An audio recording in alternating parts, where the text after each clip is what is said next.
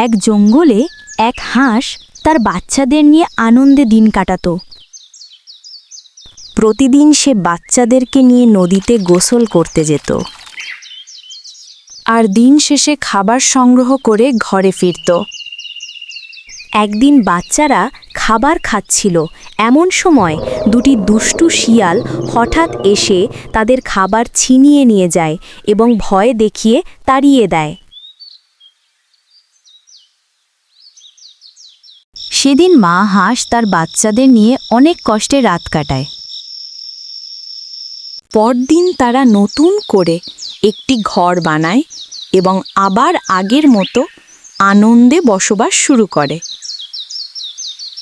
অপরদিকে শিয়াল দুটি যখন সেই ছিনিয়ে নেওয়া খাবার খাচ্ছিল, তখন হঠাৎ দুটি জংলি ভালুক তাদের ধাওয়া করে।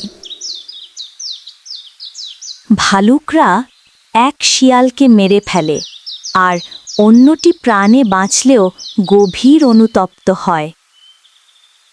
সে সরাসরি হাঁসের কাছে গিয়ে নিজের ভুলের জন্য ক্ষমা চায়। হাঁসও তাকে ক্ষমা করে দেয়। এরপর থেকে হাঁস আর শিয়াল একসাথে বন্ধুত্ব করে সুখে শান্তিতে দিন কাটাতে থাকে।